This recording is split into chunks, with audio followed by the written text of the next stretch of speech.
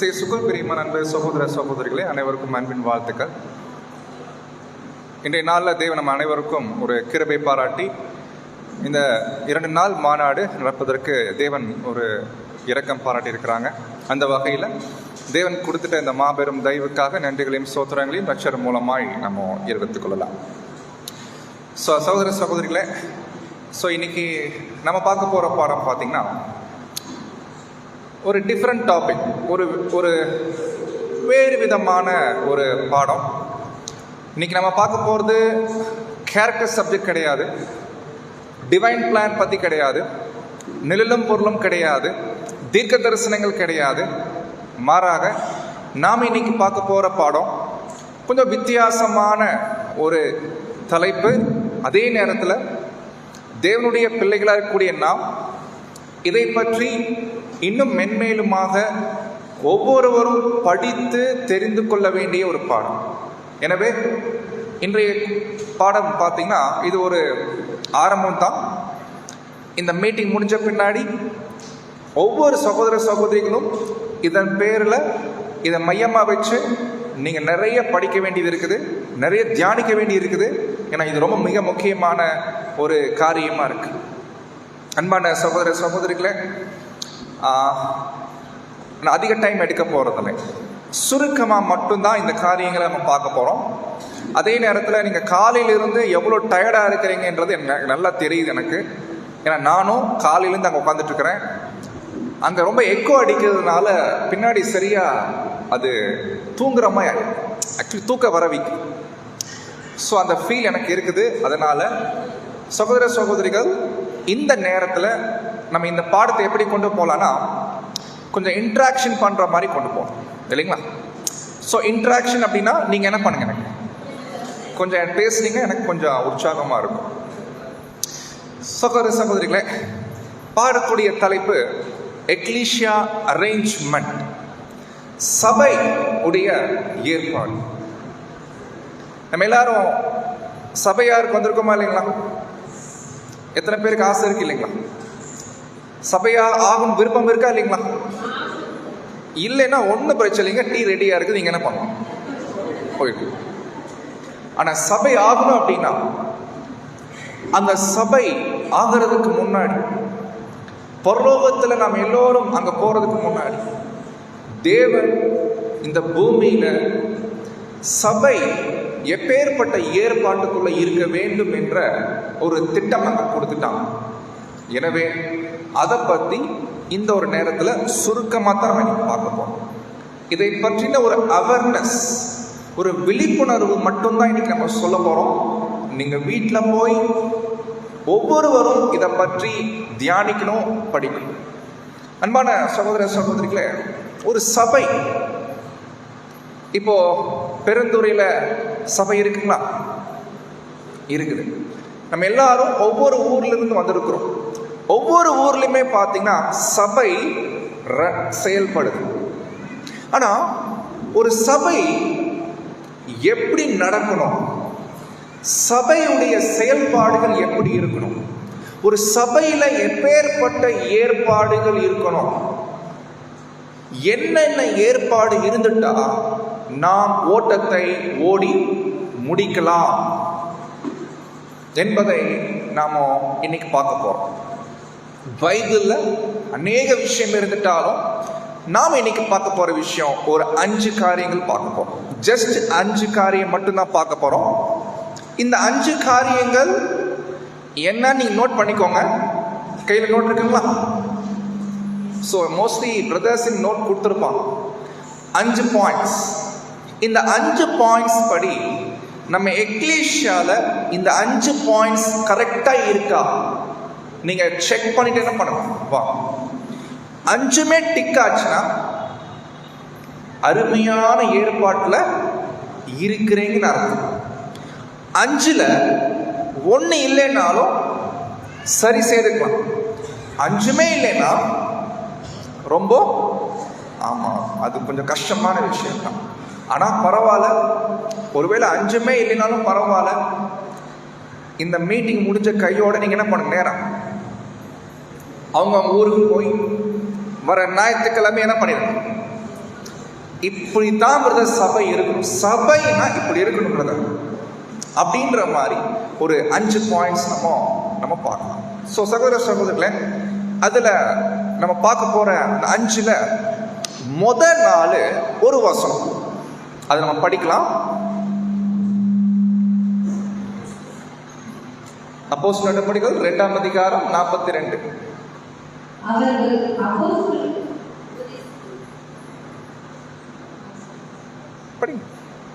படிங்க ஒர்க்காகலைங்களா? சரி, நானே படிக்கிறேன், நேரம் இல்லாதனால. அவர்கள், நீங்க வசனம் கவனிங்க, அப்போஸ்தலருடைய உபதேசத்திலும். எவர்கள்? ஆதிகால சபை. ஆதி காலத்துல சபை எப்படி இருந்தாங்கன்றத இந்த ஒரு வசனம் காமிக்குது. ஒரு எக்லேசியால, சபையில எப்படி இருக்கிறாங்க, எப்படி இருந்தா நல்லது கேட்கும்போது அப்போஸ்தலருடைய உபதேசத்திலும். 2வது என்னங்களாமா? என்னங்க? அந்நியோனியம்.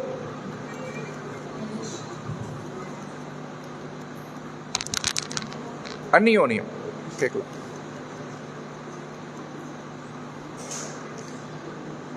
என்னை 5:30க்கு முடிக்க சொல்லியிருக்கிறாங்க. 5:30க்கு டீக்கு அனுப்பலான்னு பார்த்தா டைம் எடுக்கும் போல தெரியுது. ஸோ நீங்க, நான் முடிஞ்சது.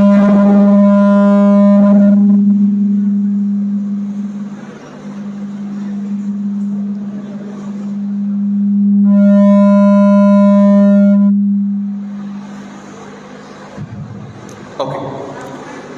ஸோ சகோதர சகோதரிகளே, செகண்ட் பாயிண்ட் அந்நியோனியம். 3rd பாயிண்ட் என்னங்களாமா? அப்பம் பிக்குதல். 4th பாயிண்ட் ஜெபம் பண்ணுதல். இந்த 4 விஷயமும் ஒரு சபையில இருந்துச்சுன்னா ரொம்ப அருமையான எக்லீசியா, தேவனுடைய ஏற்பாட்டுக்குள்ள இருக்கிறாங்க அர்த்தம். அப்போ இது பார்க்கும்போது நமக்கு இருக்கிற மாதிரி தோணுது இல்லைங்களா? ஆனா ஒவ்வொன்றும் பார்க்கலாம் இது என்ன. ஸோ ஃபர்ஸ்ட் பாயிண்ட் நம்ம போயிடலாம் டைரக்டா. ஒரு எக்லீசியாலுமே ஃபர்ஸ்ட் விஷயம் உறுதியா நிக்கணும், கான்ஸ்டன்டா அட்டென்ஷன் கொடுக்கணும், முழு கவனம் கொடுக்கணும். எது தெரியுங்களா? அப்போஸ்தலருடைய உபதேசம். அந்த காலத்துல எல்லாம் பாத்தீங்கன்னா பைபிள் கிடையாது, கரெக்டுங்களா? ஸோ பைபிள் இல்லாதனால இப்போ யார் தான் சோர்ஸ்? யாரு? அப்போஸ்தலர்கள். அப்போஸ்தலர்கள் வாயிலிருந்து என்ன போதனை வருது, அதுதான் உங்களுக்கு பைபிள் இல்லைங்களா? இத்தனைக்கும் அந்த காலத்து ரெக்கார்டிங் கூட இருக்காது. அப்போஸ்தலர்கள் தோல்சுரல் மூலமா சில போதனைகள் கொடுப்பாங்க, அதுதான் பைபிள் அவங்களுக்கு. அதுல ரொம்ப உறுதியா இருக்கணும். ஏன்னா பிற்காலத்துல அப்போஸ்தலர்கள் போன பின்னாடி நிறைய தாறுமாறான உபதேசங்கள் வரும். எனவே அதை நாம் எதிர்கொள்ளணும்னா முதல் விஷயம் அப்போஸ்தலர்கள் கற்றுக் கொடுத்துட்ட உபதேசம், அதுல ரொம்ப தெளிவா அங்க இருக்கு. இது நம்ம காலத்துக்கு எப்படி எடுத்துக்கலாம் அப்படின்னு கேட்டீங்கன்னா, ஒரு எக்லீசியாலுமே தேவனுடைய பிள்ளைகள் நம்ம எல்லாரும் அடிப்படை சத்தியங்களை கேட்டோம். ஆனா அடிப்படை சத்தியங்களை கேட்டதோடு நிப்பாட்டாம தொடர்ந்து சத்தியத்துல பலப்படுவதற்கு, சத்தியத்துல நிலை நிற்பதற்கு, அன்பான சகோதர சகோதரிகளே, தேவனுடைய ஜனங்கள் ஒரு மிக முக்கியமான ஒரு பாடத்தை நம்ம கற்றுக்கொள்ளணும். ஸோ என்னன்னு பார்த்தீங்கன்னா, அப்போஸ்தலனாகிய பவுல் எபிரேயருக்கு எழுதின நிருபத்துல ஒரு வார்னிங் கொடுக்கிறார். என்ன வார்னிங் கொடுக்கிறார்னா, ஆகையால் நாம் கேட்டவைகளை விட்டு விலகாதபடி அவைகளை மிகுந்த ஜாக்கிரதையாக கவனிக்க வேண்டும். சில டிரான்ஸ்லேஷன் எப்படி வருதுன்னா, கேட்டவைகளை விட்டு நாம விலகுறதில்லை, கேட்டவைகள் நம்மை விட்டு எது வாய்ப்பு அதிகம் நினைக்கிறீங்க? இப்பெல்லாம் நீங்க கேட்டவைகளை விட்டு நீங்க யாரும் விலகல, நல்லா தெரியுது இல்லைங்களா? ஆனா எல்லாம் இங்க வந்திருக்கிறீங்க. ஆனா எது வாய்ப்பு இருக்கு? கேட்டவைகள் நம்மை விட்டு விலகி போகும் இல்லைங்களா? ஸோ கேட்டவைகள் நம்மை விட்டு விலகி போக வாய்ப்பு இருக்குது. எனவே நாம் கேட்டவைகளை விட்டு விலகி போகாதபடி, அல்லது நாம் கேட்ட விஷயங்கள் நம்மை விட்டு போகாதபடி ஜாக்கிரதையா கவனிக்கணும்னா ஒரு எக்லீஷியாலுமே இருக்க வேண்டிய ஃபர்ஸ்ட் விஷயம் இந்த ப்ராப்பர் ஸ்டடி. ஒரு எக்லீஷியாலுமே ஸ்டடின்றது ரொம்ப ரொம்ப முக்கியம். அன்பானவர்களே, ஸ்டடி நிறைய ஸ்டடி இருக்குங்க. பெரைன் ஸ்டடி இருக்குது இல்லைங்களா, வால்யூம் ஸ்டடி இருக்குது, நிறைய புக் ஸ்டடி இருக்குது, நிறைய வசனங்கள் மீதான பாடங்கள் இருக்குது. ஆனால் ஒரு எக்லீஷியாலுமே பார்த்தீங்கன்னா ஸ்டடி என்பது அது மிக முக்கியமான ஒரு காரியமாக காணப்படுது. ஐ திங்க் பேட்டரி லோவாக இருக்கு நினைக்கிறேன். ஆஃப் ஆயிடும் பேட்டரி. ஸோ சகோதர சகோதரிகளே, ஸ்டடி கண்டிப்பாக நம்ம எக்லீஷியால இருக்கும். எப்போ ஸ்டடி இருக்கலாம் பாருங்க. ஞாயிற்றுக்கிழமைகளில் மோஸ்ட்லி நம்ம சப்ஜெக்ட் கேட்போம். சப்ஜெக்ட் கேட்கறது நல்ல விஷயம்தான், ஆனால் ஸ்டடின்றது ரொம்ப முக்கியம். ஒரு வசனத்தை எடுத்துட்டு ஒரு தலைப்பின் கீழே அல்லது ஏதோ சில கேள்விகள் வைத்து அதன் மீது சபையாராக சேர்ந்து அனைவரும் ஒன்றாக இணைந்து அந்த ஒரு ஸ்டடியானது பண்ண வேண்டியது மிக மிக முக்கியமாக இருக்கும். ஏன்னா இது தேவனுடைய பிள்ளைகள் மத்தியில் காணப்பட வேண்டிய ஸ்டடி. ஆனால் இந்த ஸ்டடி கண்டிப்பாக நம்ம செய்யணும்னா சபை கூடி வரணும். ஸோ சபை கூடி வந்து தேவனுடைய வார்த்தைகளை வாரந்தோறும் என்ன பண்ண வேண்டியிருக்குன்னா முறையாக படிக்க வேண்டி இருக்குது. எந்த எக்லீஷியல் ஸ்டடீஸ் இல்லையோ, வெறுமன ஞாயிற்றுக்கிழமை கிறிஸ்தவர்கள் மாறி ஞாயிற்றுக்கிழமை வந்துட்டு போகிறாங்களோ அது மாதிரி இருக்கக்கூடாது. தேவனுடைய பிள்ளைகள் மத்தியில் ஸ்டடி ரொம்ப ரொம்ப ரொம்ப முக்கியமான இது முதல் விஷயம். செகண்ட் பாயிண்ட் நம்ம போயிடலாம். என்னங்களா? அந்யோனியம். இந்த வார்த்தைக்கு என்ன அர்த்தம்?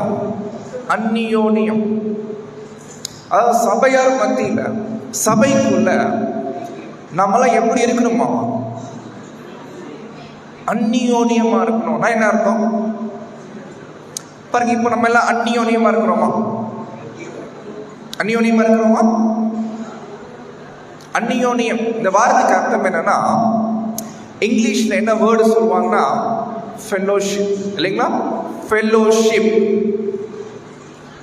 சகோதர சகோதரிகளே, இந்த வார்த்தைக்கு பைபிள்ல ஒரு விசேஷ அர்த்தம் இருக்கு. இதனுடைய கிரீக் வேர்டு கொய்னோனியா. நீங்க சொல்லுங்க பார்க்கலாம். கொய்னோனியா சொல்லுங்க. இதை நான் அடுத்த முறைக்கு வந்து கேட்பேன், நீங்க கரெக்டா சொல்லணும். ஃபெல்லோஷிப் அப்படின்னு என்ன அர்த்தம்? கொய்னோனியா. ஏதோ சைனா வார்த்தை மாதிரி இருக்கு இல்லைங்களா? இது ஒரு கிரீக் வேர்டு தான். இந்த வார்த்தைக்கு அர்த்தம் என்னன்றதை நம்ம பார்க்கறதுக்கு முன்னாடி இன்னைக்கு இந்த வார்த்தையை தப்பா புரிஞ்சுக்கிற வாய்ப்பு இருக்கு இல்லைங்களா? பாருங்க எப்படி தப்பா புரிஞ்சுக்கிறாங்கன்னா, ஒரு காலத்துல நம்ம எல்லாம் ட்ரூத்துக்கு வந்த புதுசுல ஃபாலோ கிளாஸ் கேட்கக்கூடிய டைம்ல யாராவது வெளியாட்கள் வந்தாங்கன்னா நம்மளை பார்த்து ஒரு கேள்வி கேட்பாங்க. என்ன கேள்விங்க? என்ன கேள்வி கேட்பாங்க? ஒரு கேள்வி கேட்பாங்க. என்னங்க பிரதர்? புரியலைங்க? அது இல்லைங்க. கேள்வி, நீங்க என்ன சபை இல்லைங்களா? நீங்க எந்த சபை அப்படின்னு கேட்பாங்க. ஒருவேளை நம்ம எல்லாரும் அந்த சபை எத்தனை பாகம்? 3 2ங்களா? 3 இல்லைங்களா? ஸோ சபை பாடத்தை நம்ம எல்லாரும் கேட்ட பின்னாடி சபைனா என்ன நமக்கு தெரிஞ்சிடும். சபைன்றது என்ன கிடையாது, என்ன கிடையாது. அது ஒரு பில்டிங் இல்லை, அது ஒரு ஆர்கனைசேஷன் இல்லை. சபைன்றது ஜனங்களை குறிக்குது. என்னங்களாமா? சபைனா ஜனங்கள். எக்லீஷியா உடைய அர்த்தம் என்ன? ஜனங்கள். ஜன கூட்டமா இருக்கிறாங்க இல்லைங்களா? அதுக்கு பேர் தான் சபை. இப்போ நம்ம எல்லாம் கிளாஸஸ் கேட்டு வந்துட்டு இருக்கோம். ஒரு புதுசா வரக்கூடிய நபர் நம்மகிட்ட கேட்கக்கூடிய முதல் கேள்வி, நீங்க எந்த? ஆனா அந்த நேரத்துல ரொம்ப கஷ்டமாயிரும் இல்லைங்களா? என்ன கஷ்டமாயிரும்? அவருக்கு எப்படி புரிய வைக்க முடியுது? அவருக்கு என்ன சொன்னா புரியும். ஏன்னா இன்னும் பேசிக் கிளாஸ் இருக்குது, சபை பாடம் கேட்டதான் புரியும். சபைனா என்ன அது அவருக்கு தெரியாதனால அவர் கேட்ட கேள்வி நீங்க எந்த, ஏன்னா அவர் என்ன நினைச்சு கேட்கிறாரு, நீங்க பெண்டிகாஸ்டா, சிஎஸ்ஐயா, செவன்த் டேயா, இல்ல ஜேடபிள்யூவா, அப்படி அவர் நினைச்சு கேட்கிறார். ஆனா நம்மகிட்ட இருக்கிற ஆன்சர் என்ன ஆன்சர்? சபைனா அது ஒரு அமைப்பு இல்ல, டினாமினேஷன் இல்ல, பில்டிங் இல்ல, அது குறிக்குது ஜனங்கள். ஜனங்கள் எங்க 2 பேர் கூடினாலும் கர்த்தருடைய நாமத்தினால சபை. அவங்க சபை. ஒரு வீட்டுல கூடினாலும் சபை இல்லைங்களா? ஒருவேளை ஒரு ரிசார்ட்ல போய் அங்க ஒரு மீட்டிங் போட்டு அங்க என்னதான் சபை. இது நமக்கு மைண்ட்ல இருக்கு, ஆனா இத போய் சொன்னா அவருக்கு புரியாது. ஏன்னா அவர் கேட்கிற வேற அர்த்தம் கேட்கிறாரு, நம்ம சொல்றது இதே பிரச்சனை தான் எனக்கு வந்துச்சு. என்ன பிரச்சனை தெரியுங்களா? கொஞ்சம் உல்டா. இப்போ கொஞ்சம் பேர் சபை கேட்கறதுல பைபிள் ஸ்டூடெண்ட்ஸ் மத்தியில கேட்கிறாங்க. என்ன கேட்கிறாங்க தெரியுங்களா? நீங்க எந்த ஐக்கியம்? என்னங்க நீங்க எந்த ஐக்கியம்? நீங்க இப்ப நான் உங்களை பார்த்து கேட்கிறேன், நீங்க எந்த ஐக்கியத்துல வந்திருக்கிறீங்களா? எல்லாம் வரிசையா நிலைங்க, செக் பண்ணலாம். என்னங்க சிஸ்டர் பாத்தீங்கன்னா நான் கேட்கறது அந்த அர்த்தம் இல்லைங்க, நீங்க சொல்றது வேற அர்த்தம். நீங்களும் எந்த ஐக்கியத்தில் வந்திருக்கிறீங்க? உண்மையை உடைச்சிருங்க, யாரும் அந்தரங்க சீஷனா இருக்கக்கூடாதீங்க. எல்லாரும் எந்த எந்த ஐக்கியத்திலிருந்து வந்திருக்கிறீங்க பாத்தீங்களா? அப்போ பைபிள்ல ஐக்கியம் என்ன? இந்த ஐக்கியம் என்ற வார்த்தைக்கு அர்த்தம் என்னன்னு கேட்டீங்கன்னா, சபை, எக்லீசியா இல்லைங்களா? இவங்கள ஜனங்கள், ஒன்றுக்கும் மேற்பட்ட ஜனங்கள். இவர்கள் ஒன்று சேர்ந்து ஒரு காரியத்தை ஈடுபடுறாங்க.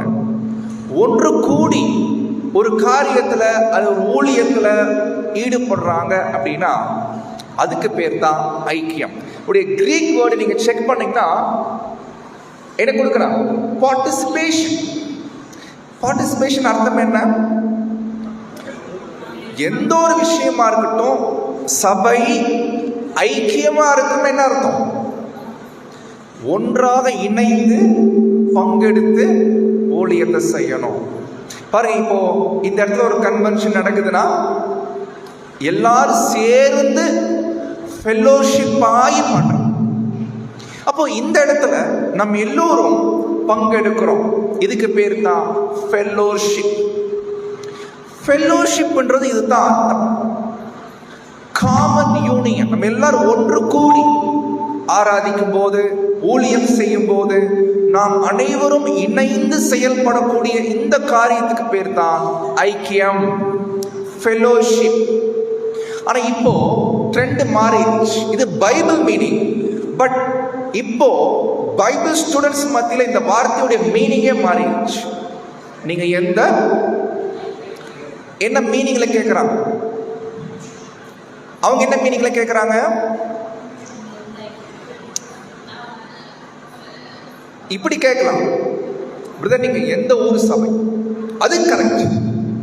பிரதர் நீங்க எந்த ஊர்ல இருந்து வரீங்க? பிரதர் நீங்க எந்த ஊரை சேர்ந்த எக்லீஷா? அது போதும். ஏன்னா ஆதிகால சபையில அப்படித்தான் தங்களை ஐடென்டிஃபை பண்ணிக்கிறான் இல்லைங்களா? ஈவன் பிரதர் ரசல் டைம்ல கூட ப்ரூக்லைன் ஒரு ஏரியா இருக்கணும். ப்ரூக்லைன்ல ஏகப்பட்ட எக்லீஷியா இருக்கிறான். அவங்க எல்லாமே ஒருவரை ஒருவர் கேட்டுக்க மாட்டாங்க, நீங்க எந்த ஐக்கியத்தை சேர்ந்தவர். கேள்விய ரொம்ப ஒஸ்ட் கேள்வி, ராங் கேள்வி. எப்படி பேர் சபை கேட்கிறார் இல்லைங்களா, நீங்க எந்த சபை? அது மாதிரி நீங்க எந்த ஐக்கியம் என்ற கேட்கும் போதே அந்த கேள்வி ராங். அப்போ சகோதர சகோதரிகளே, ஐக்கியம் என்று சொல்லும் போது நாம் சபை மத்தியில இணைந்து செயல்படக்கூடிய ஒரு காரியத்தை குறிக்குது. ஒன்று கூடி எந்த ஒரு காரியத்திலையும் நாம் இணைந்து அதுல பங்கெடுத்து ஒற்றுமையோட அங்க செயல்பட வேண்டியது. அதுக்கு பேர் தான் ஃபெல்லோஷிப், கொய்னோனியா. சகோதர சகோதரிகளே, ஏன்னா பைபிள்ல ரொம்ப தெளிவா இருக்குது, ஐக்கியங்கள் இல்லை. அவர் ஐக்கியம், இவர் ஐக்கியம், இந்த ஐக்கியம், அந்த ஐக்கியம்லாம் கிடையாது. ஒரே ஐக்கியம் தான், ஒரே ஐக்கியம் தான் பிதாவோடும் அவருடைய குமாரனாகிய கிறிஸ்துவோடும் இருக்கிறது. ஸோ ஃபெல்லோஷிப் என்பது நம்ம இப்படியாக நம்ம பார்க்குறோம். அடுத்த பாயிண்ட் நம்ம போயிடலாம். ரெண்டாவது விஷயம் என்னங்களா? அப்பம் பிக்குதல். ஸோ அப்பம் பிக்குதலுடைய அர்த்தம் என்னன்னா, நம்ம ஆதிகால சபையில சபை கூடி வந்துட்டாங்கனாலே, சபை எக்லீஷியா மதியம் முடியுதுன்னு வைங்களேன், மதியம் முடிஞ்ச உடனே வீட்டுக்கு போக மாட்டாங்க. இவங்க வீட்டில இருந்து வரும்போது என்ன பண்ணிடுவாங்க, சாப்பாட்டை எடுத்துட்டு வந்து சப்ஜெக்ட் கேட்டு முடிச்சிட்டுக்கு அப்புறம் எல்லாம் ஒன்னா கூடி என்ன பண்ணுவாங்க இல்லைங்களா? அதெல்லாம் அருமையான ஒரு அனுபவம். அந்த மாதிரி அனுபவம்லாம் நீங்க வாங்கியிருக்கிறீங்களா? சபையில வாங்குறீங்களா, பண்றீங்களா? அந்த மாதிரி எக்லீஷியால எடுத்துட்டு வந்து எல்லாரும் உணவை என்ன பண்ணிக்கிறதுங்க, அதெல்லாம் ரொம்ப அருமையான காலம். ஒன்ஸ் அப்பான் எ டைம் இருந்துச்சு ஒரு காலத்துல, ஆனா இப்பெல்லாம் அதை பார்க்க முடியறதில்லை. ஆனா அப்போஸ்தலனாகிய இந்த இடத்துல பார்க்கும்போது அப்பம் பிக்குதல் இது ஒரு அர்த்தம் தான். ஆனா இது மட்டும் இல்ல, இன்னொரு அர்த்தம் இருக்குது பைபிள்ல அப்பம் பிக்குதலுக்கு இன்னொரு மீனிங் என்னன்னு கேட்டீங்கன்னா, பசியுள்ளவனுக்கு உன் ஆகாரத்தை பகிர்ந்து கொடுக்கிறது. இது என்ன அர்த்தம்? அப்பம் பிக்குதல்னா, ஒரு சபையா கூடி வந்துட்டு இருக்கும் போது கண்டிப்பா வாய்ப்பு இருக்கக்கூடிய சகோதர சகோதரி மத்தியில என்ன இருக்கணும், பகிர்ந்து கொடுக்கும். ஷேரிங். அர்த்தம் என்ன? நம்ம எல்லாரும் என்ன பண்ணணும்? ஷேரிங், பகிர்ந்து கொடுக்கிறது. ஏன்னா நமக்கு தெரியும், ஆதிகால சபையிலே பார்த்தீங்கன்னா எப்படி இருந்தாங்களாமா, விசுவாசிகள் எல்லோரும் ஒருமித்திருந்து சகலத்தையும் பொதுவாய் வைத்து அனுபவித்தார்கள். காணியாட்சிகளையும் ஆஸ்திகளையும் விற்று ஒவ்வொருவனுக்கும் தேவையானதுக்கு தக்கதாக அவைகளில் எல்லோருக்கும் என்ன பண்ணாங்க, பகிர்ந்து கொடுத்தாங்க. யாருக்கு எவ்வளோ வேணும் பகிர்ந்து கொடுத்தாங்க. சகோதர சகோதரிகளே, இந்த பகிர்ந்து கொடுக்கிறது சபையில ஷேரிங். இப்ப நம்ம நாட்கள்ல ஒரு எக்லீஷியாவை கூடி வரோம்னா, ஒவ்வொரு அங்கத்தினருக்கும் என்னுடைய பங்களிப்பு என்ன, நான் எந்த வகையில ஷேரிங் பண்ணலாம். பணம் மட்டும் இல்லை, சில பேருக்கு ஆரோக்கியம் இருக்கும். ஆரோக்கியம் இருக்கும் போது அதை நான் எப்படி ஷேரிங் பண்ணலாம்? ஒருவேளை பணம் இருந்தா அதை எப்படி ஷேரிங் பண்ணலாம்? ஏன்னா ஒரு சபை கண்டிப்பா ஒருத்தர் மேல பாரத்தை போடக்கூடாது. அந்த ஒருத்தர் யாருங்க? சபையை நடத்தக்கூடியவர். அந்த சபை எல்லோரும் இணைந்து பகிர்ந்து கொண்டு சபை காரியங்களை நடப்பிக்கணும். ஃபார் எக்ஸாம்பிள், ஒரு சபை சில இடங்கள்லாம் பார்த்தீங்கன்னா வெளியே ஹால் எடுத்து பிடிப்பாங்க. இப்போ ஹால் ரெண்ட் எத்தனைங்க, எவ்வளோ ரூபா? ஒரு 10,000 வச்சுக்கோங்களேன். 10,000 ரூபாய் ரெண்ட் யார் ஷேர் பண்ணணும்? ஒரு அங்கத்தினருக்கும் அந்த ரெஸ்பான்சிபிலிட்டி முக்கியம். அவரவர் தன் பங்களிப்பை எவ்வளவு முடியுமோ அதை செய்யணும். இந்த பாரதி எல்லாம் ஒருத்தர் மேல என்ன பண்ணக்கூடாது, சுமத்தக்கூடாது. ஸோ பகிர்ந்து கொண்டு அந்த வேலைகளை, அந்த காரியங்களை நடப்பிக்கணும். ஏன்னா சபையுடைய தேவைகள் நிறைய இருக்கும். கண்டிப்பா இப்படிப்பட்ட ஒரு ஏற்பாடு சபையில காணப்படணும். அடுத்து 3வது பாயிண்ட், ஜெபம் பண்றது. அந்த காலத்துல சபையா சேர்ந்து எந்த அளவுக்கு படிக்கிறாங்களோ, எந்த அளவுக்கு தேவன்றிருந்து வார்த்தைகளை வாங்குறாங்களோ, அதே அளவுக்கு தேவன் கிட்ட பேசுவாங்க, தேவன் கிட்ட விண்ணப்பம் வைப்பான், தேவன் கிட்ட ஜெபம் வைப்பான். ஜெபம்ன்றது நாம தேவன்கிட்ட பேசுறது, படிக்கிறது தேவன் நம்ம கிட்ட பேசுறது. ஸோ ரெண்டுமே முக்கியம். அதுல மிக முக்கியமா ஆதிகால சபையில அவங்க எப்படி ஜெபம் பண்ணாங்க கேட்டீங்கன்னா, ஒருமனப்பட்டு ஜெபத்திலும் வேண்டுதலிலும் தரித்திருந்தார்கள். அப்போஸ்தலனாகிய பவுல் கேட்டுக்கொள்றாரு, பரிசுத்தவான்கள் எல்லாருக்காக என்ன பண்ணுங்க? ஜெபம் பண்ணுங்க, வேண்டுதல் பண்ணுங்க, விண்ணப்பம் பண்ணுங்க. சகோதர சகோதரிகள் ஒவ்வொருவருக்காகவும் சபையா கூடி வந்து மீட்டிங்கே ப்ரேயர் மீட்டிங் வைங்க. ஒன்லி ப்ரேயர் மட்டும்தான். ஸோ ப்ரேயர் பண்ணுங்க எல்லாரும் சேர்ந்து. கேட்டுக்கிறாரு, ரெக்வஸ்ட் பண்றாரு, நானும் சுவிசேஷத்தை அறிவிக்கணும், நல்லா அறிவிக்கணும், எனக்காக என்ன பண்ணிக்கோங்க? விண்ணப்பம் பண்ணிக்கோங்க. அப்போ சகோதர சகோதரிகளே, இது 4வது விஷயம், சபையில காணப்பட வேண்டிய 4th விஷயம். ஸோ கடைசியா 5வது விஷயத்துக்கு வந்துடலாம். இதுதான் நம்ம பாடத்துடைய ஃபைனல் பாயிண்ட். இதுதான் கவனிக்க வேண்டிய பாயிண்ட். இங்க இருந்து நான் ஸ்லோவாகிறேன், மெதுவா போறேன். ஸோ நீங்க என் கூட கேர்ஃபுல்லா நீங்க கவனம் கொடுங்க. 5வது பாயிண்ட், ஒரு சபையில காணப்பட வேண்டிய 5வது ஒரு ஏற்பாடு என்னன்னு கேட்டீங்கன்னா ஆர்டர். தமிழ்ல ஒழுங்கு முறை. ஒழுங்கு. ஒரு தனிப்பட்ட ஊர்ல இருக்கக்கூடிய ஒரு எக்லீசியாவுமே அவர்கள் எக்லீசியால காணப்பட வேண்டிய மிக முக்கியமான ஒண்ணு என்னன்னா ஒழுங்கு. இந்த ஒழுங்கை பத்தி நம்ம இன்னைக்கு என்ன பண்ண போறோம்னா சில விஷயம் நம்ம பார்க்கலாம். சகோதர சகோதரிகளே, நம்முடைய பிதாவாகிய தேவன் பத்தி ஒரு வசனம் இருக்குது. தேவன் என்ன மாதிரி தேவன் கிடையாது, கலகத்திற்கு தேவன் அல்ல. இதை இங்கிலீஷ்ல நீங்க படிச்சீங்கன்னா, for God is not the God of என்னங்களாமா confusion, the God of confusion. பாருங்க, இப்போ பிரதர்ஸுங்கெல்லாம் ஆப்ரேட் பண்ணிட்டு இருக்கிறாங்க கீழே உட்காந்து. இவங்க வாட்டுக்கு வெளியே போயிட்டாங்க வச்சுக்கோங்களேன், என்ன வந்துடும் கொஞ்ச நேரத்தில்? எல்லாம் கன்ஃபியூஷனு. இப்போ நானே பாதி கன்ஃபியூஸ் ஆகிட்டேன், என்ன பாயிண்ட் பேசுறதே மறந்துடுறேன். ஏன்னா இது அப்பப்போ டிஸ்டர்ப் ஆகுது இல்லைங்களா? நான் ஒரு ஃப்ளோவில் போயிட்டு இருப்பேன், இது அப்பப்போ என்ன பண்ண கன்ஃபியூஸ் பண்ணி விடும். God of என்னங்க, God is not God of confusion. Tamil என்ன சொல்லலாம்? தேவன் பாருங்க, மனுஷனை படைக்கிறார், எல்லாம் படைக்கிறார். மனுஷனை படைச்ச பின்னாடி மனுஷனை ஏதேன் தோட்டத்தில் விட்டுறார். அந்த நேரத்தில் லூசிபர் என்ன பண்றாரு? தோட்டத்தில் மனுஷன் என்ன பண்ணிக்கோ, பார்த்துக்கோ, அவனை பார்த்துக்கோ சொல்லிடுறார். போயிட்டு வந்து பார்த்தா மனுஷன் என்ன பண்ணிட்டு இருக்கிறான்? ஒளிஞ்சிட்டு இருக்கிறான். அப்போ தேவன் சுச்சோ என்ன பண்றது, டோட்டலா கொலாப்ஸ் ஆயிடுச்சு அப்படி திங்க் பண்ணாரா?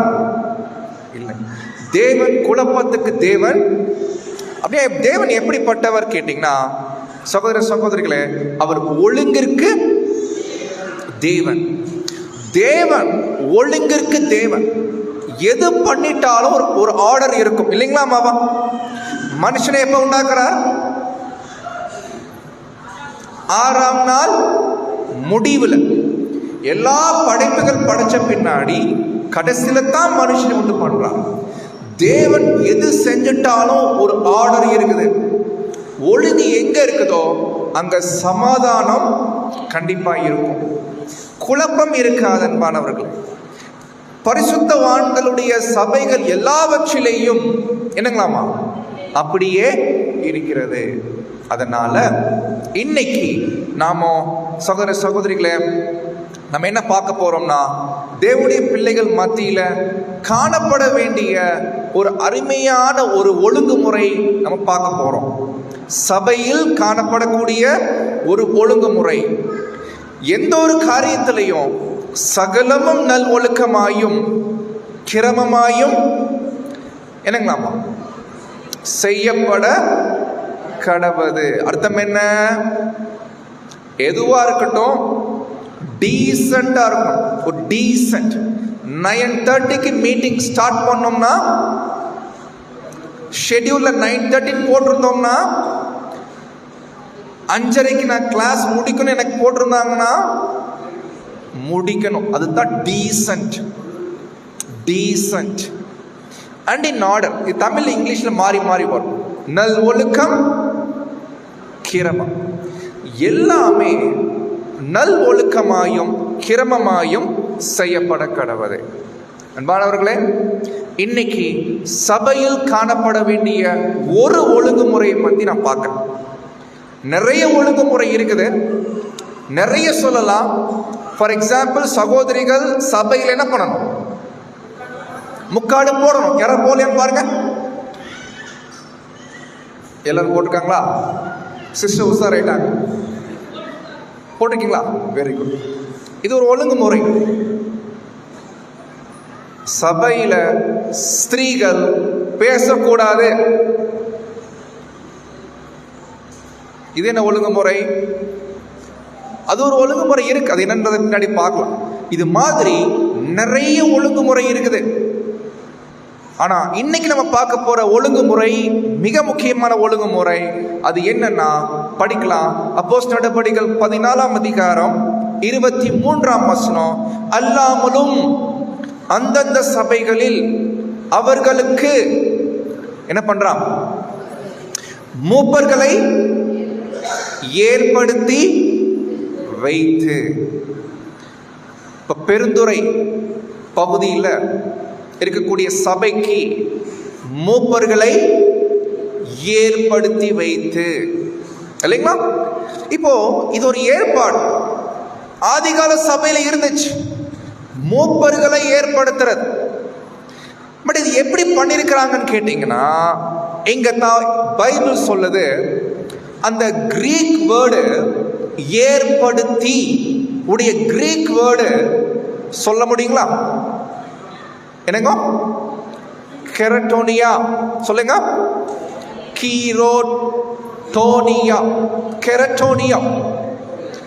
இந்த கிரீக் வேர்டுக்கு என்ன மீனிங்னா, கைகளை நீட்டி என் வாக்குகளை தெரிவிக்கிறேன். பிரதர், நீங்க சபையில என்னவா இருக்கலாம்? மூப்பராக இருக்கலாம் என்று சகோதர சகோதரிகள் தங்கள் கையை நீட்டி என்ன பண்றாங்க? அவரை ஏற்படுத்துறாங்க. இப்படித்தான் ஆதிகால சபையில மூப்பர்களை ஒரு சபையிலுமே பார்த்தீங்கன்னா சபையார் தங்கள் விருப்பத்தை கைகளை நீட்டி என்ன பண்ணிருக்கிறாங்கன்னா, பிரதர் நீங்க இந்த பெருந்துறை சபையில என்னவா இருங்க? மூப்பரா இருங்க. எங்க இப்ப பண்ணலாங்களா? இன்னைக்கு பண்ணிடலாமா? பண்ணிடலாமா வேணாங்களா? சரி, அது பார்க்கலாம். ஆனா இது எப்படி செய்யணும் என்று நம்ம பார்க்கும்போது ஒரு விஷயம், இது பார்த்தீங்கன்னா கைகளை நீட்டும். பெருந்துறை சபைக்கு சகோதரர் அருண் மூப்பராக இருப்பதற்காக சபையாருடைய விருப்பத்தை தெரிவிக்குமாறு கேட்டுக்கொள்கிறேன்.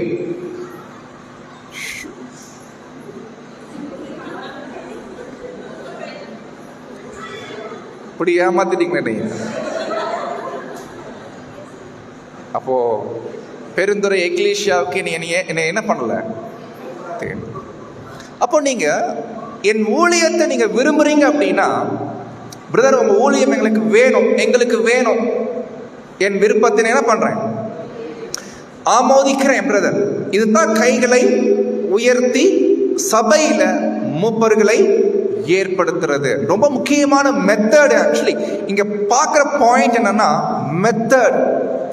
ஒரு சபையில ஊழியம் செய்யணும்னா என்ன மெத்தட்ல தேர்ந்தெடுக்கணும், அதுதான் ரொம்ப முக்கியமான பாயிண்ட்.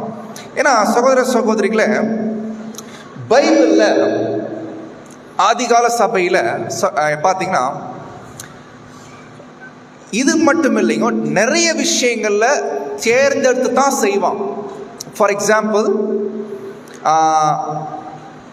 படிக்கிறோம் 2 கொரிந்தியர் 8ஆம் அதிகாரம் 19.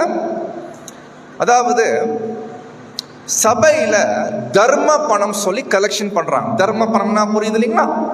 தர்ம பணம்னா இது ஒரு ஒழுங்கு தான். சபையில ஒரு ஃபண்ட் ரைஸ் பண்றாங்க.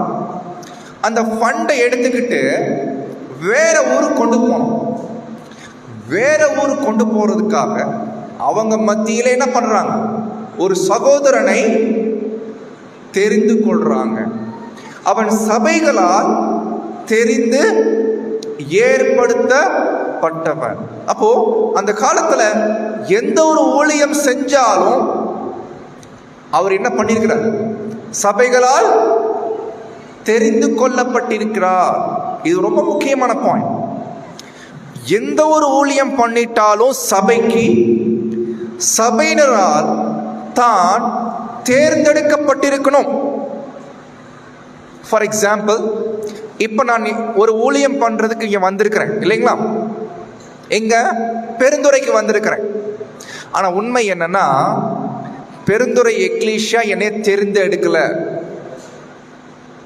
கரெக்டுங்களா இல்லைங்களா? அப்ப யார் என்னை சூஸ் பண்ணது? இன்னைக்கு சப்ஜெக்ட் பண்ண சொல்லி என்னங்க சிஸ்டர்? சிஸ்டர் கேட்கல. இல்லை, இன்னைக்கு நான் சப்ஜெக்ட் இங்க பண்றதுக்கு யார் என்னை சூஸ் பண்ணது? யாரு? தேவன். நான் தேவன் பத்தியே வரல. இல்ல, நான் என்ன கேட்கிறேன்னா, பெருந்துறை சபையார் சேர்ந்து பிரதர் அருண் பிரதர் வந்து ஊழியம் பண்ணட்டும் தேர்ந்தெடுத்தீங்களா? அப்படி எடுத்திருந்தீங்கன்னா நான் பண்றது கரெக்ட். நீங்க தேர்ந்தெடுக்கலைன்னா நான் வந்து பண்றது சரி. எந்த ஒரு ஊழியம் பண்ணிட்டாலும் சபைக்கு ஏறெடுக்கக்கூடிய எந்த ஊழியமா இருக்கட்டும், சபையினரால் கைகளால் உயர்த்தப்பட்டு தெரிந்து கொள்ளப்பட்டிருக்கணும். இன்னொரு உதாரணம், அப்போஸ்தலனாகிய பவுல் 1 கொரிந்தியர் 16ஆம் அதிகாரத்தில் சொல்றாரு இல்லைங்களா? நான் வரும்போது உங்கள் உபகாரத்தை எருசலேமுக்கு கொண்டு போகும்படி நீங்கள் தகுதி உள்ளவர்களாக குறிக்கிறவர்கள் எவர்களோ அவங்க என்ன பண்ணுங்க, நிருபங்களை கொடுத்து நான் அனுப்புறேன். பாருங்க, சபைக்கு ஒரு ரெஸ்பான்சிபிலிட்டி இருக்குது. சபைக்காக தேவனுடைய காரியங்களுக்காக ஒருத்தர் ஊழியம் பண்றாருன்னா சபையார் அவரை தேர்ந்தெடுக்கணும். சபை அவரை தேர்ந்தெடுக்கணும். இது ரொம்ப முக்கியம். பாருங்க, அப்போஸ்தலர்கள் முதற்கொண்டு சபையில அப்போஸ்தலர்கள் முதற்கொண்டு அந்த அதிகாரத்தை எடுக்கல. வசனம் படிக்கிறோம், உங்களுக்குள்ள 7 பேரை நீங்க என்ன பண்ணுங்க, நீங்களே என்ன பண்ணிக்கோங்க, தெரிந்து கொள்ளுங்கள் என்று அப்போஸ்தலர்கள் சபை கிட்ட ரெக்வெஸ்ட் வைக்கிறாங்க. சபை ஜனங்களே, ஒரு 7 பேரை நீங்க என்ன பண்ணுங்க, நீங்க தெரிந்து கொள்ளுங்க, நாங்க என்ன பண்றோம், வேலை செய்யறோம். பாருங்க, அப்போஸ்தலர் முதற்கொண்டு அப்பாயிண்ட் பண்ணல. அப்போஸ்தலர் என்ன சொல்றாங்கன்னா, சபை ஜனங்கள் தான் ஊழியர்களை என்ன பண்ணணும், தேர்ந்து எடுக்கணும். ஸோ இதனால தான் அந்த காலத்தில் பார்த்தீங்கன்னா, எந்த ஊர்லையா இருக்கட்டும், குறைவா இருக்கிறவைகளை ஒழுங்குபடுத்தும்படிக்கு நான் உனக்கு கட்டளையிட்டபடியே பட்டணங்கள் தோறும் என்ன பண்ணணும், மூப்பரை ஏற்படுத்தும்படினா சபையாருடைய விருப்பத்தின்படி, சபையார் உடைய ஆதரவுப்படி சபையார் தங்களுக்கான ஊழியர்களை அவர்களே என்ன பண்ணும்னா தேர்ந்தெடுக்கணும். இதுதாங்க சபையில காணப்படக்கூடிய 5வது ஏற்பாடு. ஆனால் சகோதர சகோதரிகளே, இப்போ கேள்வி என்னன்னா, இந்த மூப்பரைன்னு சொல்றாருங்களா? யார் அந்த மூப்பர்? யார் அந்த மூப்பர்? யாராவது இங்க மூப்பர் இருக்கிறீங்களா? மூப்பர் பைபிள்ல 3 மீனிங் இருக்கு. பைபிள் படி 3 மீனிங் இருக்குது மூப்பர். ஒரு மூப்பர் என்ன அர்த்தம்னா, வயசுல மூத்தவங்க. யாரெல்லாம் வயசுல மூத்தவங்களா இருக்கிறீங்களோ நீங்கெல்லாம் யார் தான் மூப்பர். அந்த மூப்பரையா தேர்ந்தெடுக்க சொல்றார்? இல்லை. இன்னொரு மூப்பர் இருக்கிறாங்க பைபிள். அது என்ன மூப்பர்னா, சத்தியத்தில் நன்கு வளர்ந்த சகோதர சகோதரிகள். சகோதரிகள் மத்தியில் கூட யார் இருக்கிறான்? மூப்பர். சத்தியத்தில் நன்கு வளர்ந்தவர்கள், கிறிஸ்துடைய குணலட்சணங்களை வளர்ந்தவர்களை குறிக்குது எல்டர். ஆனா பைபிள்ல மூன்றாவது மூப்பர் யார் குறிக்குதுன்னா, அதான் வசனம் படிச்சோம், அவர்கள் தேர்ந்தெடுக்கப்படக்கூடிய மூப்பர்கள். சபையினரால் ஊழியங்களுக்காக கைகளை உயர்த்தி தேர்ந்தெடுக்கக்கூடிய சகோதரர்கள் பேரு மூப்பர்கள். பாருங்க, 6th வால்யூம் பிரதர் ரசல் மூப்பர்னா யார் ஒரு விளக்கம் கொடுக்கிறார். All who attend to the spiritual ministries of the truth, சத்தியத்தின் ஆவிக்குரிய ஊழியங்களை யாரெல்லாம் செய்றாங்களோ அவங்களுக்கு என்ன பேருங்க? எல்டர். இல்லைங்களா சகோதர சகோதரிகளே? இதுதான் சத்தியத்தின் பல்வேறு வகையான ஊழியங்கள். நிறைய ஊழியம் இருக்குது. இப்போ சப்ஜெக்ட் பேசுறது ஒரு ஊழியம், அறுவடை வேலை பண்றது ஒரு ஊழியம், நிறைய ஊழியம் இருக்குது. சத்தியத்தின் ஆவிக்குரிய ஊழியங்களை செய்கிறவர் பேரு என்னங்களாமா? எல்டர். ஆனா இப்படிப்பட்ட எல்டர்ஸ்களை அந்த ஒரு நிலைமையில வைக்கணும்னா, அந்த ஊழியங்களை அவர் செய்வதற்கு, அந்த ஊழியங்களை அவர் ஏறெடுக்கணும்னா, அந்த ஊழியத்தில் அவரை நியமிக்கணும்னா அதை எப்படி தான் பண்ணும்? By the votes of the brethren, சகோதரர்கள் உடைய வாக்குகள் மூலமாய் அந்த வாக்குகளை பெற்றவராக இந்த ஊழியங்களில் அவர் தேர்ந்தெடுக்கப்பட வேண்டியது அவசியமா இருக்குது. பட் என்னதான் சொல்லிட்டாலும் சில நேரங்கள்ல எலெக்ஷன், இதுக்கு பேர் தான் எலெக்ஷன் இல்லைங்களா? Elect by vote. சபையில ஊழியர்களை தேர்ந்தெடுக்கக்கூடிய இந்த காரியத்துல சில பிரச்சனைகள் வருது, சில குழப்பம் வருது, சில பாதிப்பு வருதுன்னா அதை தவிர்ப்பதற்கு சில ஆலோசனைகள், சில அறிவுரைகள் நாம பார்த்து பாடத்தை நிறைவு செய்யலாம். முத பாடம் யாருக்குன்னா, யாரெல்லாம் மூப்பராக சபையில் தேர்ந்தெடுக்கப்பட்டிருக்கிறார்களோ அவர்கள் தெரிந்து கொண்டிருக்க வேண்டிய சில புத்திமதி, அறிவுரை, ஆலோசனை. முதல்ல மூப்பர் பார்க்கணும். ஸோ இது நம்ம ஃபர்ஸ்ட் பாயிண்ட் நம்ம படிக்கிறோம். யாராவது படிக்கிறீங்க? தெரியுதாங்க சிஸ்டர்? சின்ன படிக்கிறேன், கவனிங்க. தான் இது 6th வால்யூம் இருக்குங்க. தான் ஏற்றுக்கொள்ளப்படுவதை குறித்து, அதாவது ஊழியத்துக்கு தான் ஏற்றுக்கொள்ளப்படுவதை குறித்து எந்த கேள்வியும் எழும்பாது என்று நிச்சயத்திருந்தாலும். பாயிண்ட் கவனிங்க பிரதர். சபை மத்தியில நான் ஒரு ஊழியம் செய்வதற்கு யார் என்னை எந்த கேள்வி கேட்க மாட்டாங்க பிரதர். நம்ம எக்லீஷியா அருமையான எக்லீஷியா பிரதர், ஜனங்கள் நல்ல ஜனங்கள் பிரதர். நான் எந்த ஒரு ஊழியம் பண்ணாலும் சபையார் என்ன பண்ண மாட்டாங்க, என்ன பண்ண மாட்டாங்க, எந்த கேள்வியுமே கேட்க மாட்டாங்க பிரதர் என்று நான் நிச்சயத்திருந்தாலும் எந்த ஒரு சகோதரனும் தேர்தல் எலெக்ஷன் நடத்தப்படாமல் சபையின் தலைவர், பிரதிநிதி போன்ற பொதுவான கடமைகளை ஏற்றுக்கொள்ளக்கூடாது.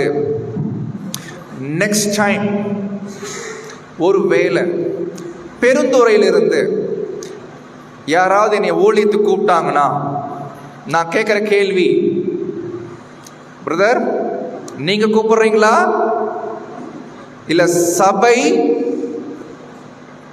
ஊழியம் பண்றதுக்கு வாக்குகள் தெரிவிச்சாங்களா? இல்ல பிரதர், சபை அதெல்லாம் ஒன்றும் சொல்ல மாட்டாங்க பிரதர், அதெல்லாம் ஒன்றும் சொல்ல மாட்டாங்க, நீங்க வாங்க பிரதர். இல்ல பிரதர் வேணாம், அது ஒழுங்கு இல்லை. இப்ப கூட நான் வந்திருக்கிறேன், நீங்க கூப்பிட்டீங்களா இல்லையா எனக்கு தெரியல, நான் வாட்டுக்கு ஏறி என்ன பண்ணிட்டு இருக்கிறேன், ஃபுல் ஃபீட்ல பேசிட்டு இருக்கிறேன். ஆனா ஒருவேளை நீங்க உங்கள் மத்தியில என் ஊழியத்தை நீங்க விரும்பலைன்னு வைங்களேன், எனக்கு தெரியுமா? தெரியுமா தெரியாதுங்களா? தெரியுமா தெரியாதுங்களா? இவர் யார் கூப்பிட்டா அப்படி நினைச்சிட்டீங்கன்னா கஷ்டமா இல்லைங்களா? அது மாதிரி இல்லாம என் ஊழியத்தை சபையார் விரும்பும் பட்சத்துல அதை நான் ஏற்றுக்கொள்ளணும். அப்படித்தான் செய்யும் போது அது ஆரோக்கியமா இருக்கும். சோ வேதாகம முறையானது எல்லா சபையிலும் மூப்பர்களை ஏற்படுத்துவது வாக்கு செலுத்தும்படியாக கரங்களை நீட்டுவதன் மூலமாகும்.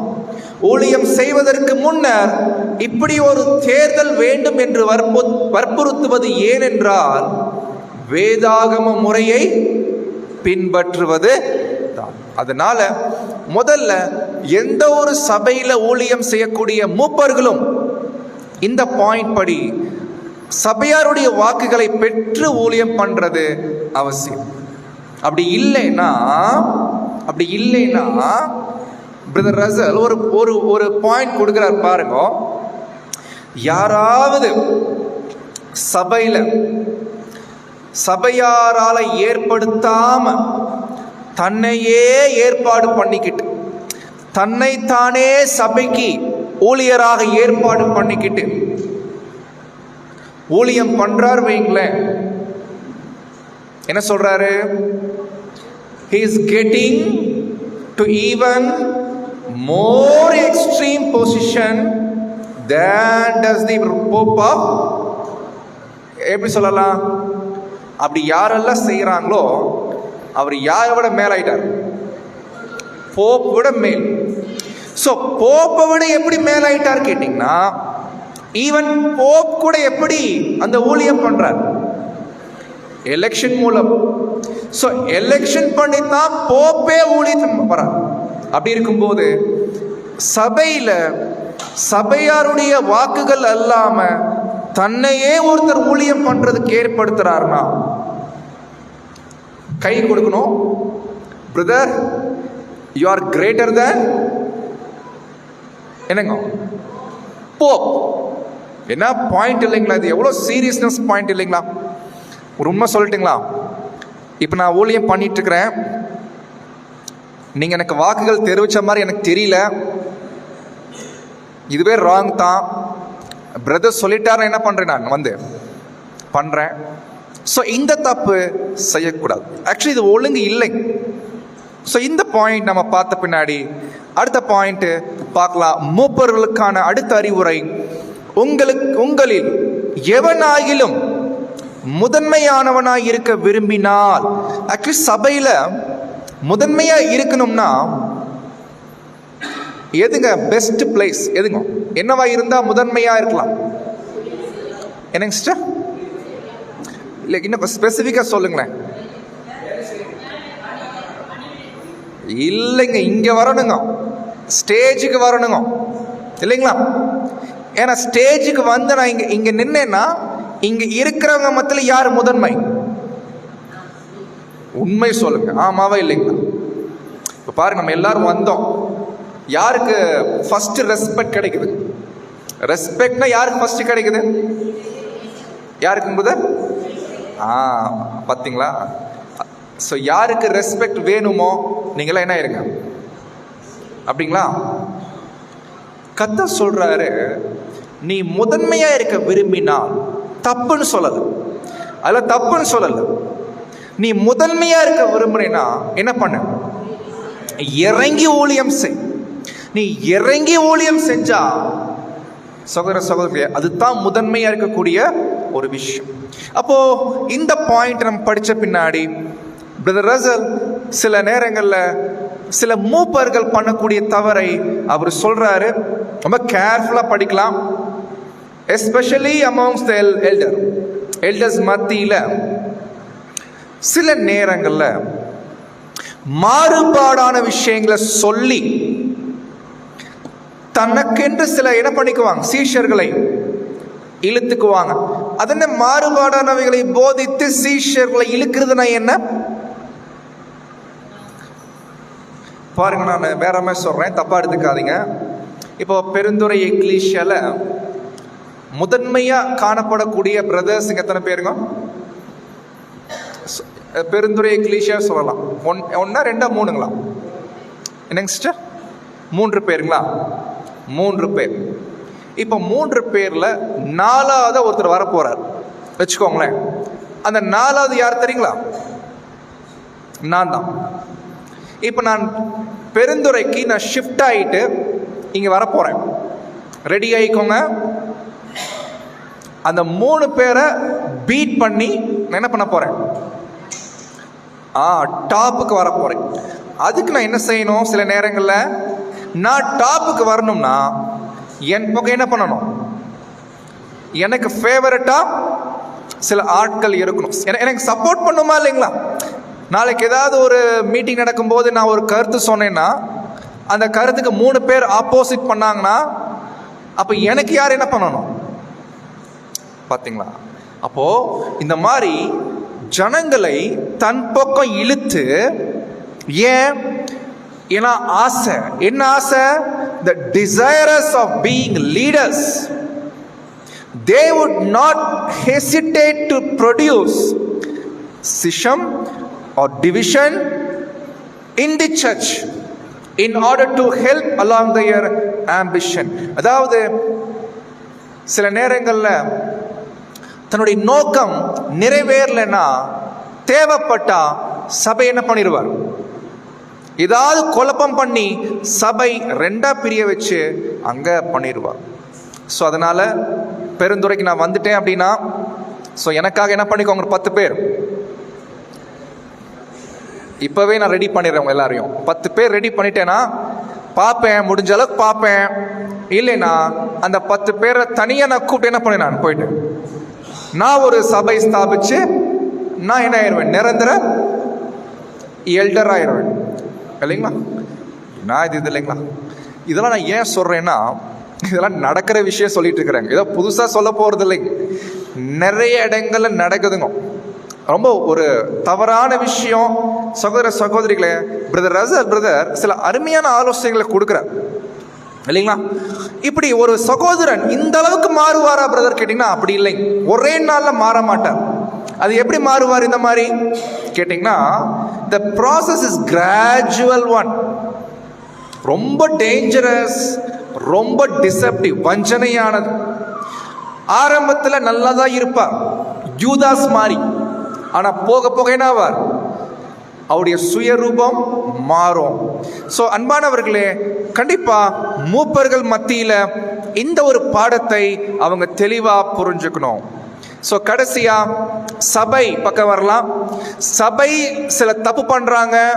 என்ன தப்பு பண்றாங்கன்னா, எலெக்ஷன் டைம்ல ஏற்ற தகுதிகளை கொண்டிராத ஒரு சகோதரனை மூப்பனாக தேர்ந்தெடுக்கும் தவறினை சபையார் மிக அடிக்கடி செய்து வருகின்றனர். என்ன ஆகுது? இது அந்த சபையாரில் சிலருக்கு அதிருப்தி ஏற்படுத்தி சிலர் பிரிந்து போய் இன்னொரு சபையினை ஏற்படுத்துவதற்கு வழிநடத்துகின்றதா இருக்கின்றது. இது ஞானமாய் நடக்கையாய் இராது என்று நாம் எண்ணுகிறோம். எலெக்ஷன் ஒரு சபையில் நடக்குதுன்னா எல்லா எலெக்ஷனுமே தேவ சித்தத்தின் படி நடக்குதான்னு கேட்டா இல்லை. ஏன்னா நிறைய எலெக்ஷன்ல தேவ சித்தம் உணராம கூட எலெக்ஷன் பண்ண வாய்ப்பு இருக்கு. அந்த தப்பை சபையார் அடிக்கடி செய்யறாங்க. சகோதர சகோதரிகளே, இது ஒரு சபைக்கு இருக்க வேண்டிய மிக முக்கியமான பாடம்.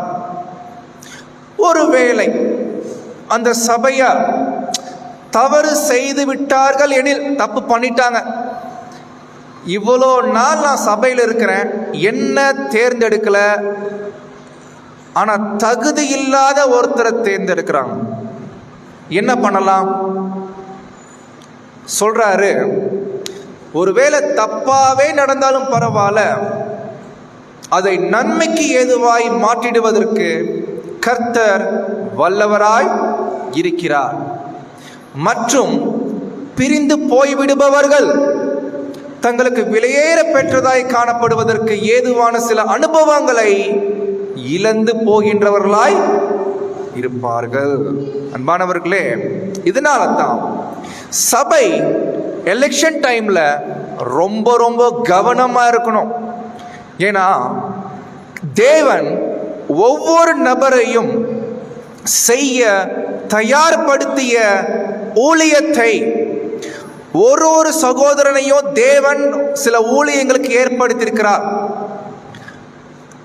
அப்படி தேவன் யாரை என்னென்ன ஊழியத்துக்கு ஏற்படுத்தியிருக்கிறார் என்று அறிய முயல வேண்டும். சரியான நபரை சரியான நிலையில் அவர்கள் சிறந்த தீர்ப்பை பயன்படுத்த முற்படுத்துகிறார்கள். The congregation should to know this service the God has evidently prepared each individual to perform. எந்த ஒரு சகோதரனையும் ஏற்படுத்துறது யார் தான்? தேவன் தான். தேவன் என்னவா ஏற்படுத்தியிருக்கிறார் கண்டுபிடிக்கிறது யார்? யாருங்க? தேவன் அவரை என்னவா வச்சிருக்கிறார்ன்றதை கண்டுபிடிக்கிறது யார்? சபை. தேவன் என்ன பண்ணி இருக்கிறாரு, எந்தெந்த பிரதரை என்னென்ன ஊழியம் பண்ண வச்சிருக்கிறார் என்பதை கண்டுபிடிக்கிற வேலை யாருக்கு இருக்குங்க? சபைக்கு இருக்குது. காங்கிரிகேஷன் should என்ன பண்ணுமாமா? அர்த்தம் என்ன? கவனிக்கணும். 5 பிரதர்ஸ் இருக்கிறாங்கன்னா 5 பிரதர்ஸும் ஒரு வேலையை பார்க்க முடியாது. 5 பிரதர்ஸும் அந்த ஒரு வேலையில எப்படி பிரிச்சு பார்க்கலாம், அது கவனிக்கணும். ஏன்னா பாருங்க, இதே பாயிண்ட் தான் இங்க பேசுறாரு. ஸோ அவரவர்களை சரியான ஒரு இடத்துல சபையார் நியமிக்க வேண்டும் என்பதை நம்ம கண்டுபிடிச்ச பின்னாடி, அப்படி தேர்ந்தெடுக்கப்பட்ட பின்னாடி சில தேவையற்ற பிரச்சனைகளை தவிர்க்கிறதுக்கு இந்த பாயிண்ட் ரொம்ப முக்கியமான பாயிண்ட். இது என்னன்றதை பார்க்கறதுக்கு முன்னாடி ஒரு உதாரணம் சொல்லிடுறேன். நிறைய நேரங்களில் ஒரு 3 மூப்பர் தேர்ந்தெடுக்கப்படுறாங்க வைங்களேன், 3 எல்டர். ஆனால் அந்த 3 எல்டருமே சபையில் ஒரே வேலை பார்க்குறாங்க. ஒரு வேலை செய்கிறது எத்தனை பேர்? 3 பேர். எலெக்ஷன்ல 3 பேர் கை தூக்குறாங்க, ஆனா 3 பேருமே ஒரே வேலை பார்க்குறாங்க. அன்பானவர்களே, 100% கண்டிப்பா என்ன வரும்? பிரச்சனை வரும். எப்படி சொல்லுங்க பார்க்கலாம்.